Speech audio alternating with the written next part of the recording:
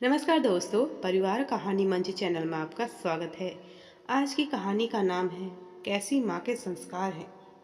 कैसी माँ हो आप भाभी, अपने बच्चे पर बिल्कुल भी ध्यान नहीं देती। यही सब सिखा रही हो। उसे खुद से फुर्सत मिले तो इस पर ध्यान दे देना। देखो कैसे पटक पटक जुबान चलने लगी है इसकी। इसे भी अपनी तरह बनाएगी। बिल्कुल भी संस्कार नहीं दिए खुद की माँ की तरह। मेरी माँ ने संस्कार नहीं दिए, इतना आसानी से कह दिया इन लोगों ने। थोड़ा सा दिमाग तो लगाया होता कि जब अपने माँ बाप के घर थी तब मैं किसी की माँ नहीं थी। तब भी तो मैं एक बेटी थी, तो भला माँ बनने की शिक्षा कहाँ से देती मेरी माँ। मन ही मन सोचते लोगों के ताने सुन रही थी मनोरमा। बात इतनी सी थी कि उसकी 10 वर्षीय बेटी धानी ने उसकी दादी को जवाब दे दिया था। दरअसल धानी बाहर से कमरे में बैठकर पढ़ रही थी। वहीं उसकी दादी और चाचा कमरे में बैठे टीवी देख रहे थे।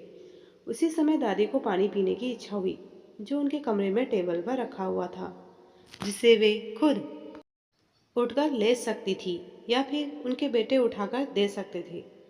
लेकिन उसके लिए भी उन्होंने धानी को आवाज़ लगाई। धानी किचन में से पानी का गिलास लेकर आई तो टेबल पर पानी रखा देखकर बोली कि पानी यही तो रखा था, फालतू में मुझे होमवर्क करते हुए परेशान कर दिया।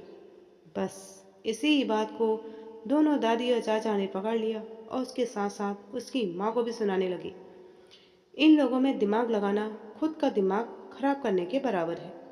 इसलिए मनोरमा ने बेवजह का दिमाग लगाना ठीक नहीं समझा और चुपचाप धानी को लेकर बाहर आ गई।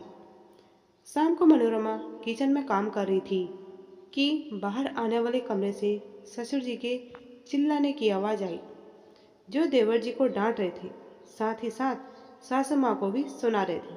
कैसी माँ हो तुम, तुम्हारे गले से रोटी का निवाला कैसे उतर जाता है।